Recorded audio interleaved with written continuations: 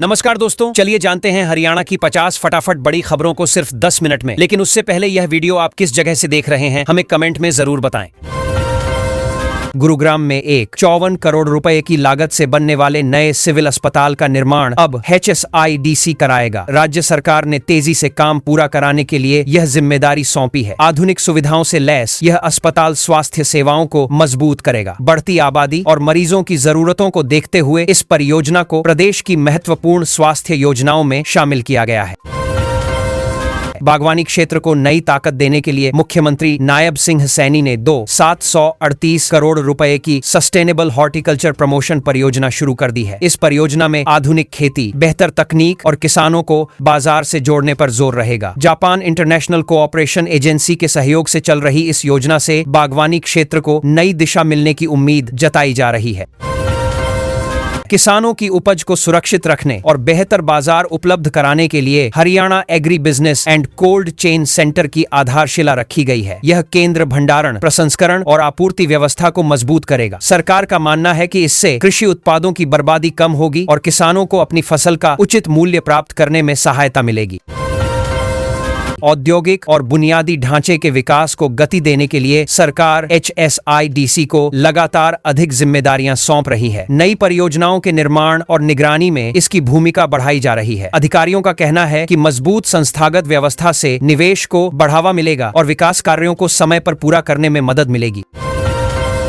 स्वास्थ्य सेवाओं को आधुनिक बनाने के लिए सरकार निर्माण एजेंसियों और डिजाइन मॉडल में बदलाव कर रही है। बदलती जरूरतों और तकनीकी प्रगति को ध्यान में रखते हुए नई योजनाएं तैयार की जा रही हैं। इसका उद्देश्य लोगों को बेहतर स्वास्थ्य सुविधाएं उपलब्ध कराना और भविष्य की जरूरतों के अनुसार मजबूत स्वास्थ्य ढांचा विकसित करना है।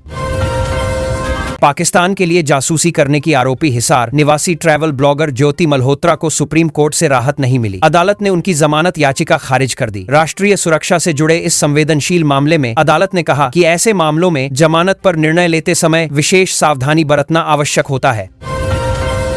जासूसी मामले में गिरफ्तार ज्योति मल्होत्रा की न्यायिक हिरासत 3 सितंबर तक बढ़ा दी गई है। जांच एजेंसियां मामले के विभिन्न पहलुओं की गहराई से जांच कर रही हैं। सुरक्षा से जुड़े इस मामले को गंभीरता से लिया जा रहा है और कानूनी प्रक्रिया के तहत आगे की कार्रवाई लगातार जारी है। पिछले 6 वर्षों में हरियाणा पुलिस ने NDPS एक्ट के तहत 256 ड्रग तस्करों को गिरफ्तार किया है। इसके साथ ही 72 करोड़ रुपए से अधिक मूल्य की संपत्तियां जब्त की गई हैं। पुलिस का कहना है कि नशा तस्करी के पूरे नेटवर्क को खत्म इसका 20 करने के लिए लगातार अभियान चलाए जा रहे हैं और सख्त कार्रवाई जारी रहेगी। नशा मुक्त हरियाणा अभियान को और प्रभावी बनाने की तैयारी शुरू हो गई है। पुलिस विभाग जागरूकता कार्यक्रमों और नशा मुक्ति अभियानों पर विशेष ध्यान दे रहा है। अधिकारियों का मानना है कि नशे के खिलाफ लड़ाई केवल कानूनी कार्रवाई से नहीं बल्कि समाज की भागीदारी और जागरूकता से भी मजबूत होगी। नशा तस्करी से जुड़े 432 संदिग्धों की संपत्ति संलग्न करने की प्रक्रिया शुरू कर दी गई है। जांच एजेंसियां यह पता लगाने में जुटी हैं कि अवैध कमाई को कहां और कैसे निवेश किया गया। पुलिस का मानना है कि आर्थिक रूप से कमजोर करने से तस्करी नेटवर्क पर प्रभावी नियंत्रण स्थापित किया जा सकता है। हरियाणा के DGP अजय सिंघल ने नशा तस्करी के खिलाफ उच्च स्तरीय समीक्षा बैठक की अध्यक्षता की। बैठक में अंतर्राज्यीय गिरोहों पर कार्रवाई और विभिन्न एजेंसियों के बीच समन्वय बढ़ाने पर जोर दिया गया। अधिकारियों को निर्देश दिए गए कि तस्करी नेटवर्क की पहचान कर उसके खिलाफ सख्त कार्रवाई सुनिश्चित की जाए। संगठित अपराध और नशा तस्करी के खिलाफ राज्य भर में अभियान तेज कर दिया गया है। पुलिस केवल अपराधियों की गिरफ्तारी तक सीमित नहीं रहना चाहती बल्कि पूरे नेटवर्क को खत्म करने की रणनीति पर काम कर रही है। इसके लिए विभिन्न जिलों और एजेंसियों के बीच तालमेल लगातार मजबूत किया जा रहा है। NDPS मामलों में शामिल लोगों की राज्य के बाहर भी डिजिटल निगरानी की जा रही है। आधुनिक तकनीक और डाटा विश्लेषण की मदद से संदिग्ध गतिविधियों पर नजर रखी जा रही है। अधिकारियों का कहना है कि इससे अपराधियों की गतिविधियों का पता लगाने और समय पर कार्रवाई करने में काफी मदद मिल रही है। नशीले पदार्थों के अवैध कारोबार से जुड़ी वित्तीय गतिविधियों की जांच तेज कर दी गई है। पुलिस बैंक खातों, संपत्तियों और अन्य आर्थिक लेन देन की जानकारी जुटा रही है। उद्देश्य यह पता लगाना है कि अवैध कमाई का उपयोग किन माध्यमों से किया गया और उससे जुड़े लोगों तक कैसे पहुंचा जाए। पिट एनडीपीएस एक्ट के तहत 156 आदतन अपराधियों पर निवारक निरोधक कार्रवाई की गई है। पुलिस ने ऐसे लोगों की पहचान की है जो बार बार नशा तस्करी में शामिल पाए गए। अधिकारियों का कहना है कि इस तरह की कार्रवाई से अपराधियों की गतिविधियों पर प्रभावी नियंत्रण स्थापित करने में मदद मिलेगी। Haryana state narcotics control bureau ने नशा तस्करी के खिलाफ अपनी सक्रियता और बढ़ा दी है। विशेष टीमों के जरिए विभिन्न क्षेत्रों में अभियान चलाए जा रहे हैं। ब्यूरो अन्य एजेंसियों के साथ मिलकर काम कर रहा है ताकि नशे की सप्लाई चेन और वितरण नेटवर्क को पूरी तरह खत्म किया जा सके। संगठित अपराध और नशा तस्करी से जुड़े मामलों में तेजी से सुनवाई सुनिश्चित करने के प्रयास किए जा रहे हैं। सरकार और संबंधित विभाग न्यायिक प्रक्रिया को अधिक प्रभावी बनाने पर काम कर रहे हैं। अधिकारियों का मानना है कि समय पर कार्रवाई और फैसले से अपराध नियंत्रण को मजबूती मिलती है। नशा मुक्त हरियाणा अभियान के तहत जल्द ही राज्यव्यापी कार्यक्रम आयोजित किए जाएंगे। स्कूलों, कॉलेजों, पंचायतों और सामाजिक संगठनों को भी इसमें शामिल करने की योजना बनाई गई है। सरकार का उद्देश्य है कि नशे के खिलाफ जागरूकता हर वर्ग तक पहुंचे और समाज इस मुहिम में सक्रिय भागीदारी निभाए। पंचकूला में कानून व्यवस्था मजबूत करने के लिए पुलिस अधिकारियों ने घटना स्थलों का निरीक्षण किया है। इसके बाद अपराध नियंत्रण के लिए विशेष टीमों का गठन किया गया। संवेदनशील क्षेत्रों में निगरानी बढ़ाने और अपराधों पर तुरंत कार्रवाई करने के निर्देश संबंधित अधिकारियों को दिए गए हैं। राज्य में संगठित आपराधिक गतिविधियों को रोकने के लिए पुलिस ने निगरानी व्यवस्था और सख्त कर दी है। विभिन्न जिलों से मिल रही सूचनाओं का लगातार विश्लेषण किया जा रहा है। अपराधियों के बदलते तौर तरीकों को देखते हुए सुरक्षा तंत्र को भी आधुनिक तकनीकों के अनुसार मजबूत किया जा रहा है। जिला घरेलू उत्पाद के अनुमान तैयार करने के लिए 2022-23 को आधार वर्ष मानते हुए नए दिशा निर्देश जारी किए गए हैं। सांख्यिकी मंत्रालय का उद्देश्य आर्थिक आंकड़ों को अधिक सटीक और मानकीकृत बनाना है। इससे जिलों की आर्थिक आंकड़ों को अधिक सटीक आंका जाने का स्थिति का आकलन बेहतर तरीके से किया जा सकेगा। नए आर्थिक दिशा निर्देशों से हरियाणा के सभी जिलों में प्रति व्यक्ति आय और सकल घरेलू उत्पाद के अनुमान एक समान मानकों पर तैयार होंगे। इससे विभिन्न जिलों के विकास की तुलना आसान होगी। विशेषज्ञों का मानना है कि इससे योजनाओं की प्रभावशीलता का मूल्यांकन भी अधिक सटीक हो सकेगा।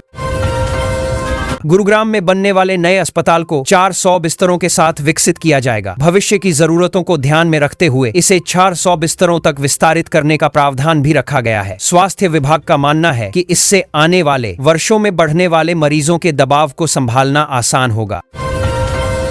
नया सिविल अस्पताल आधुनिक और बहुमंजिला ढांचे में तैयार किया जाएगा। इसमें अत्याधुनिक चिकित्सा सुविधाएं, बेहतर आपातकालीन सेवाएं और मरीजों के लिए उन्नत व्यवस्थाएं उपलब्ध होंगी। अधिकारियों के अनुसार यह अस्पताल क्षेत्र के लोगों को उच्च स्तरीय स्वास्थ्य सुविधाएं प्रदान करने में महत्वपूर्ण भूमिका निभाएगा। राष्ट्रीय सुरक्षा से जुड़े मामलों में जमानत देते समय बेहद सावधानी बरतनी चाहिए। सुप्रीम कोर्ट ने यह महत्वपूर्ण टिप्पणी की है। अदालत ने कहा कि ऐसे मामलों में उपलब्ध साक्ष्यों और सुरक्षा हितों को विशेष महत्व दिया जाना चाहिए। इस टिप्पणी को सुरक्षा से जुड़े मामलों में न्यायिक दृष्टिकोण के रूप में देखा जा रहा है। आज सुबह मौसम ने अचानक करवट ली और हरियाणा के कई इलाकों में बादल छा गए। मौसम विभाग ने राज्य के अधिकांश हिस्सों में हल्की बारिश की संभावना जताई है। लंबे समय से पड़ रही गर्मी के बीच इस बदलाव से लोगों को कुछ राहत मिलने की उम्मीद है। किसान भी मौसम की गतिविधियों पर लगातार नजर बनाए हुए हैं और प्रशासन सतर्क है। गुरुग्राम के कई इलाकों में सुबह लोगों को परेशानी का सामना करना पड़ा जब अचानक बिजली आपूर्ति प्रभावित हो गई। तकनीकी खराबी के बाद विभाग की टीमें तुरंत मौके पर पहुंची और मरम्मत का काम शुरू किया गया। कई स्थानों पर वैकल्पिक व्यवस्था भी की गई ताकि जरूरी सेवाएं प्रभावित न हो। अधिकारी लगातार स्थिति पर नजर रखे हुए हैं। फरीदाबाद में बढ़ती गर्मी और तेज धूप के कारण नगर निगम ने विशेष कदम उठाए हैं। शहर की मुख्य सड़कों पर नियमित पानी का छिड़काव करने के निर्देश दिए गए हैं ताकि धूल कम हो और लोगों को राहत मिल सके। निगम की टीमें अलग अलग क्षेत्रों में निगरानी कर रही हैं और व्यवस्थाओं को बेहतर बनाने में जुटी हुई हैं। हिसार में आयोजित बड़े कृषि सेमिनार में किसानों को आधुनिक खेती की नई तकनीकों की जानकारी दी गई। विशेषज्ञों ने कम लागत में अधिक उत्पादन, नई फसल पद्धतियों और आधुनिक उपकरणों के उपयोग पर विस्तार से चर्चा की। बड़ी संख्या में किसान कार्यक्रम में शामिल हुए और खेती को लाभदायक बनाने से जुड़े कई महत्वपूर्ण सुझाव प्राप्त किए।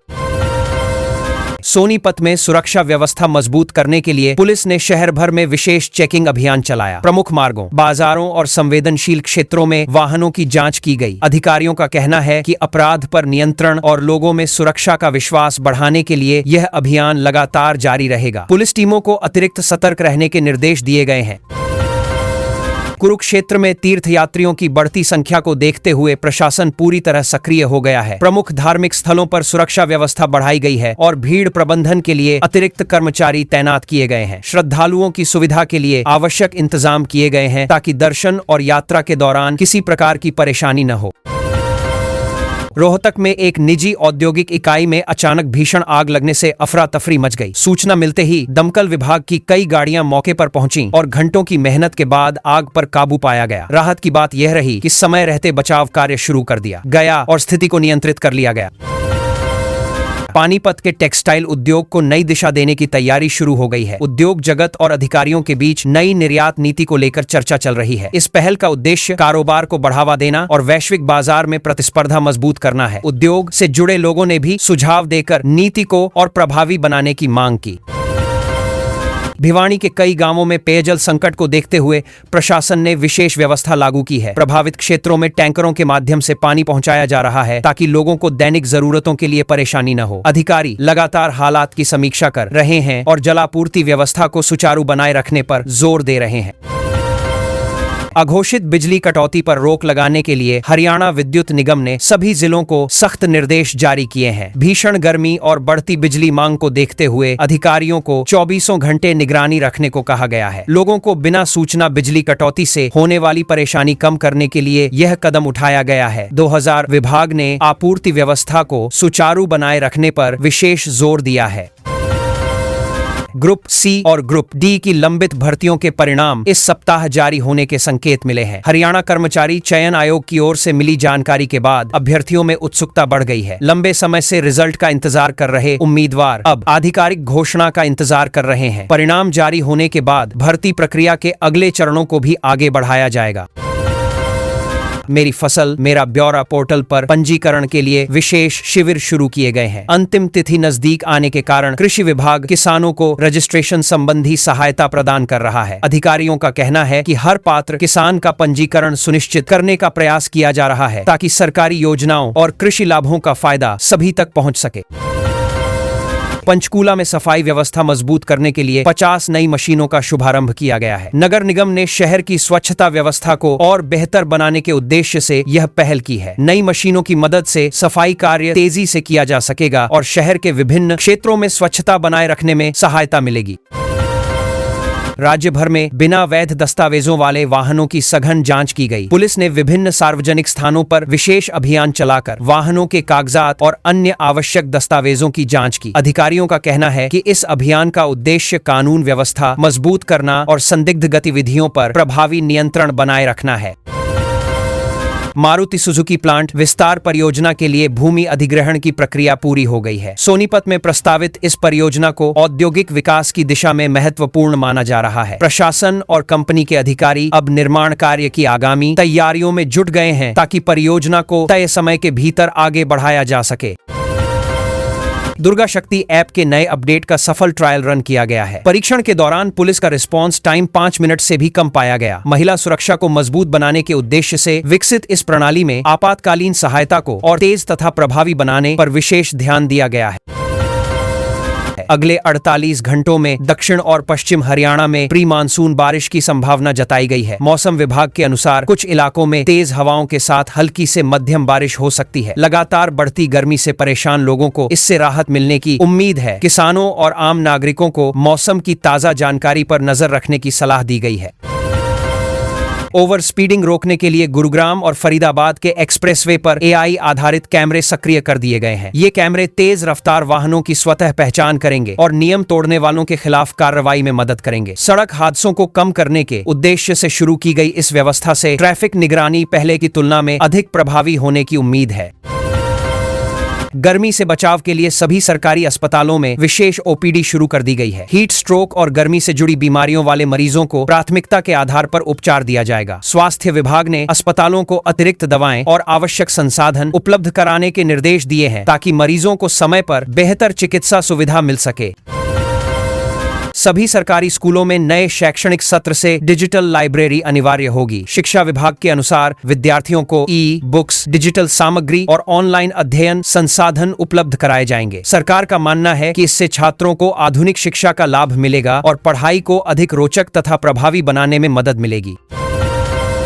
गुरुग्राम में एक 54 करोड़ रुपए की लागत से बनने वाले नए सिविल अस्पताल का निर्माण अब HSIDC कराएगा। राज्य सरकार ने तेजी से काम पूरा कराने के लिए यह जिम्मेदारी सौंपी है। आधुनिक सुविधाओं से लैस यह अस्पताल स्वास्थ्य सेवाओं को मजबूत करेगा। बढ़ती आबादी और मरीजों की जरूरतों को देखते हुए इस परियोजना को प्रदेश की महत्वपूर्ण स्वास्थ्य योजनाओं में शामिल किया गया है।